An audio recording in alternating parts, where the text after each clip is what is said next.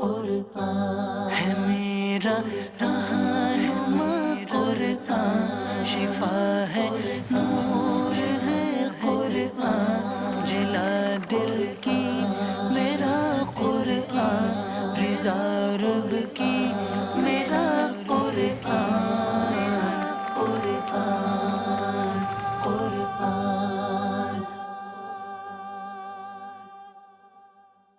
الحمدللہ رب العالمین والصلاة والسلام علی سید المرسلین، اما بعد فاعوذ باللہ من الشیطان الرجیم، بسم اللہ الرحمن الرحیم۔ الصلاة والسلام علیک یا رسول اللہ وعلی آلک واصحابک یا حبیب اللہ، الصلاة والسلام علیک یا نبی اللہ وعلی آلک واصحابک یا نور اللہ۔ میٹھے میٹھے اسلامی بھائیوں اور مدنی چینل کے ناظرین، سلسلہ ہے ایک قصہ ہے قرآن سے۔ قرآن ہے میرا رہنما، قرآن شفا ہے، نور ہے قرآن، جلا دل کی میرا قرآن، رضا رب کی میرا قرآن، قرآن قرآن۔ آج کون سا قصہ ہم نے سننا ہے؟ قرآن پاک میں جا بجا بڑے ہی خوبصورت، بڑے ہی انوکھے اور بڑے ہی پیارے قصے ہیں۔ آج ہم نے ایک ایسے نبی علیہ الصلوۃ والسلام کے بارے میں سننا ہے جو ہر سال حج فرماتے ہیں۔ جی ہاں، آج بھی حج کے موقع پر وہ حاجیوں کے درمیان موجود ہوتے ہیں۔ وہ کون سے نبی ہیں؟ سبحان اللہ، یہ حضرت حزقیل علیہ الصلوۃ والسلام کے خلیفہ اور جانشین ہیں۔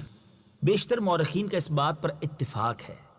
آج بات ہو رہی ہے حضرت الیاس علیہ الصلوۃ والسلام کی، اور مورخین کا اتفاق یہ ہے کہ حضرت الیاس علیہ الصلوۃ والسلام حضرت ہارون علیہ الصلوۃ والسلام کی نسل میں سے ہیں، اور ان کا نسب نامہ یہ ہے: الیاس بن یاسین بن فخاس بن عیزار بن ہارون علیہ السلام۔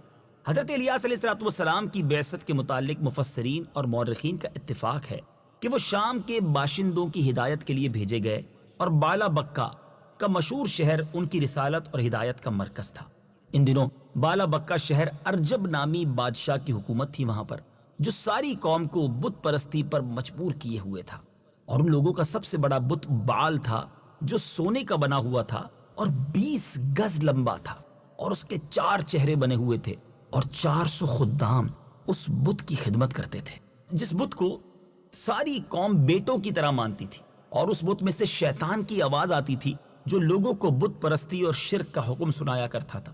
اسی ماحول میں حضرت الیاس علیہ الصلوۃ والسلام ان لوگوں کو توحید اور خدا پرستی کی دعوت دینے لگے، مگر قوم ان پر ایمان نہ لائی، بلکہ شہر کا بادشاہ جو ارجب تھا ان کا دشمن جاں بن گیا، اور اس نے حضرت الیاس علیہ الصلوۃ والسلام کو قتل کر دینے کا ارادہ کر لیا۔ چنانچہ آپ شہر سے ہجرت فرما کر پہاڑوں کی چوٹیوں اور غاروں میں روپوش ہو گئے، اور پورے 7 برس تک خوف و ہراس کے عالم میں رہے، اور جنگلی گھاسوں اور جنگل کے پھولوں اور پھلوں پر زندگی بسر فرماتے رہے۔ بادشاہ نے آپ کی گرفتاری کے لیے بہت سے جاسوس مقرر کر دیے تھے۔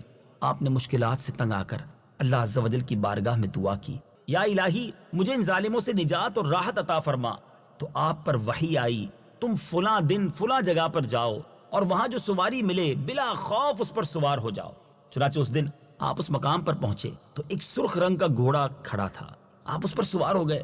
گھوڑا چل پڑا تو آپ کے چچا زاد بھائی حضرت الیسع علیہ السلام نے آپ کو پکارا اور عرض کیا کہ اب میں کیا کروں؟ تو آپ نے اپنا کمبل ان پر ڈال دیا۔ یہ نشانی تھی کہ میں نے تم کو بنی اسرائیل کی ہدایت کے لیے اپنا خلیفہ بنا دیا۔ پھر اللہ تعالیٰ نے آپ کو لوگوں کی نظروں سے اوجھل فرما دیا، اور آپ کو کھانے اور پینے سے بے نیاز کر دیا، اور آپ کو اللہ تعالیٰ نے فرشتوں کی جماعت میں شامل فرما لیا۔ اور حضرت الیسع علیہ السلام نہایت عزم و ہمت کے ساتھ لوگوں کی ہدایت کرنے لگے۔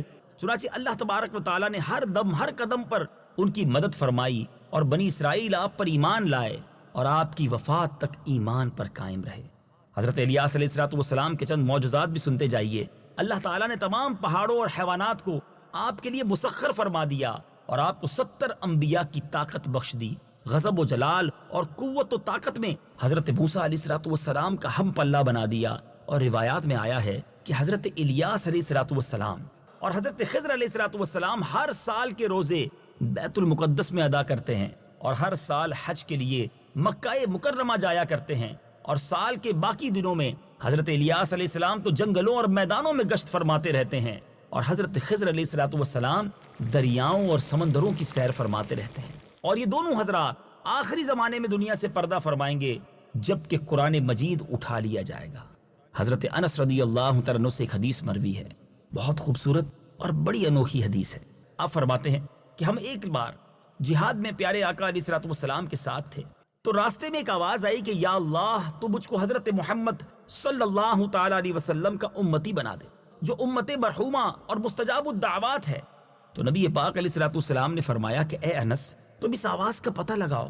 تو میں پہاڑ میں داخل ہوا تو اچانک یہ نظر آیا کہ ایک آدمی نہایت سفید کپڑوں میں ملبوس ہے، لمبی داڑھی والے ہیں، وہ مجھے نظر آئے۔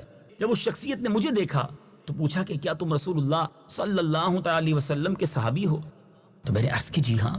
تو انہوں نے فرمایا کہ تم جا کر نبی پاک علیہ الصلوۃ والسلام سے میرا سلام عرض کرو اور یہ کہہ دو کہ آپ کے بھائی الیاس علیہ السلام آپ سے ملاقات کا ارادہ رکھتے ہیں۔ چنانچہ میں نے واپس آ کر نبی پاک علیہ الصلوۃ والسلام کو سارا معاملہ عرض کیا، تو پیارے آقا علیہ الصلوۃ والسلام مجھ کو ہمراہ لے کر روانہ ہوئے، اور جب آپ ان کے قریب پہنچ گئے تو میں پیچھے ہٹ گیا۔ پھر یہ دونوں صاحبان دیر تک گفتگو فرماتے رہے۔ آسمان سے ایک دسترخوان اترا تو نبی پاک علیہ الصلوۃ والسلام نے مجھے بلا بھیجا، اور میں نے دونوں حضرات کے ساتھ میں کھانا کھایا۔ جب ہم لوگ کھانے سے فارغ ہو چکے تو آسمان سے ایک بدلی آئی، اور وہ حضرت الیاس علیہ الصلوۃ والسلام کو اٹھا کر آسمان کی طرف لے گئی، اور میں ان کے سفید کپڑوں کو دیکھتا رہ گیا۔ یعنی ہمارے آقا علیہ الصلوۃ والسلام اور حضرت الیاس علیہ الصلوۃ والسلام کی بھی ملاقات ہوئی۔ سبحان اللہ۔ قرآن مجید فرقان حمید میں حضرت الیاس علیہ الصلوۃ والسلام کا تذکرہ دو جگہ آیا ہے، سورہ انعام اور سورہ الصافات میں۔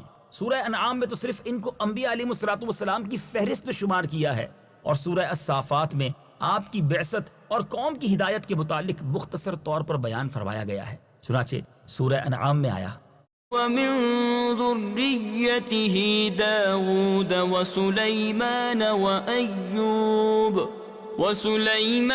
وَأَيُّوبَ وَيُوسُفَ وَمُوسَى وَهَارُونَ وَكَذَلِكَ نَجْزِي الْمُحْسِنِينَ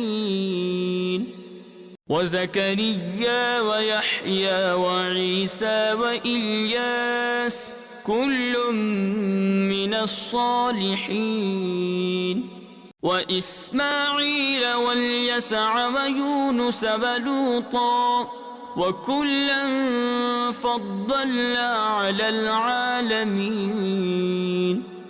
اور اس کی اولاد میں سے داؤد اور سلیمان اور ایوب اور یوسف اور موسیٰ اور ہارون کو ہدایت عطا فرمائی، اور ایسا ہی ہم نیک لوگوں کو بدلہ دیتے ہیں۔ اور زکریا اور یحییٰ اور عیسیٰ اور الیاس کو ہدایت یافتہ بنایا، یہ سب ہمارے خاص بندوں میں سے ہیں۔ اور اسماعیل اور یسع اور یونس اور لوط کو ہدایت دی، اور ہم نے سب کو تمام جہان والوں پر فضیلت عطا فرمائی، اور ان کے باپ دادا اور ان کی اولاد اور ان کے بھائیوں میں سے بھی بعض کو ہدایت دی، اور ہم نے انہیں چن لیا، اور ہم نے انہیں سیدھے راستے کی طرف ہدایت دی۔ اور اسی طرح سورہ الصافات میں رب عز و جل نے اس طرح ارشاد فرمایا وَإِنَّ إِلْيَاسَ لَمِنَ الْمُرْسَلِينَ إِذْ قَالَ لِقَوْمِهِ أَلَا تَتَّقُونَ أَتَدْعُونَ بَعْلًا وَتَذَرُونَ أَحْسَنَ الْخَالِقِينَ اللَّهَ رَبَّكُمْ وَرَبَّ آبَائِكُمُ الْأَوَّلِينَ فَكَذَّبُوهُ فَإِنَّهُمْ لَمُحْضَرُونَ إِلَّا عِبَادَ اللَّهِ الْمُخْلَصِينَ وَتَرَكْنَا عَلَيْهِ فِي الْآخِرِينَ سَلَامٌ عَلَى الْيَاسِينَ إِنَّا كَذَلِكَ نَجْزِي الْمُحْسِنِينَ إِنَّهُ مِنْ عِبَادِنَا الْمُؤْمِنِينَ۔ اور بے شک الیاس ضرور رسولوں میں سے ہے۔ جب اس نے اپنی قوم سے فرمایا کیا تم ڈرتے نہیں؟ کیا تم بعل یعنی بت کی پوجا کرتے ہو اور بہترین خالق کو چھوڑتے ہو، اللہ جو تمہارا رب اور تمہارے اگلے باپ دادا کا رب ہے؟ پھر انہوں نے اسے جھٹلایا تو وہ ضرور پیش کیے جائیں گے مگر اللہ کے چنے ہوئے بندے۔ اور ہم نے بعض والوں میں سے اس کی تعریف باقی رکھی، الیاس پر سلام ہو بے شک ہم نیکی کرنے والوں کو ایسا ہی صلہ دیتے ہیں، بے شک وہ ہمارے اعلیٰ درجے کے کامل ایمان والے بندوں میں سے ہے۔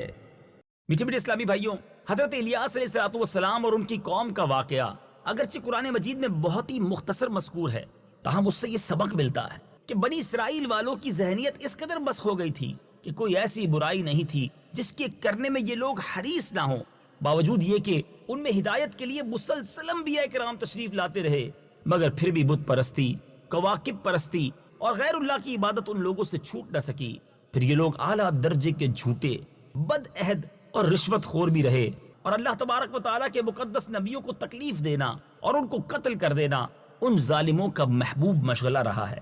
بہرحال ان ظالموں کے واقعات سے جہاں ان لوگوں کی بدبختی اور مجرمانہ شقاوت پر روشنی پڑتی ہے، وہیں ہم سب کے لیے یہ نصیحت اور عبرت بھی ہے کہ اب جب کہ نبوت کا سلسلہ ختم ہو چکا ہے تو ہمارے لیے بے حد ضروری ہے کہ خدا کے آخری پیغام اسلام پر مضبوطی سے قائم رہ کر اسلام کے خلاف ہونے والی سازشوں پر، ہونے والی مسلمانوں کو پہنچنے والی تکلیفوں اور مصیبتوں پر صبر کر کے خدا کے مقدس نبیوں کے اسوہ حسنہ کی پیروی کریں، دین اسلام کی سر بلندی کے لیے کوشش کریں اور نبی پاک کی سنتوں کو پھیلانے کی کوشش کریں۔ الحمدللہ ایسی پیاری باتیں اور ایسا پیارا کام دعوت اسلامی کے ذریعے ہم سب مل کر کر سکتے ہیں۔ آئیے مدنی ماحول سے وابستہ ہو جائیں، دعوت اسلامی کے مدنی قافلوں میں سفر، دعوت اسلامی کے سنتوں پر ہفتہ وار اجتماع میں شرکت، مدنی مذاکروں کو دیکھنے کا معمول بنائیے۔ انشاءاللہ عز و جل آپ کے اندر بھی آپ یہ جذبہ پائیں گے کہ انبیاء علیہ السلام کی سنت کو ادا کرتے ہوئے دین متین کو پھیلانے کے لیے انشاءاللہ ملک بیرون ملک، گاؤں گاؤں سفر کرنے کا جذبہ نصیب ہوگا۔ رب کریم مجھے بھی اور آپ کو بھی دین متین کی سنتوں کی خدمت کرنے کی توفیق عطا فرمائے۔ مدنی چینل دیکھتے رہیے، اگلے سلسلے میں ایک اور قصہ قرآن لے کر حاضر ہوں گے۔ صلو علی الحبیب صلی اللہ تعالی علی محمد صلی اللہ علیہ وسلم۔ قرآن ہے میرا رہنما، قرآن شفا ہے، نور ہے قرآن، جلا دل کی میرا قرآن، رضا رب کی میرا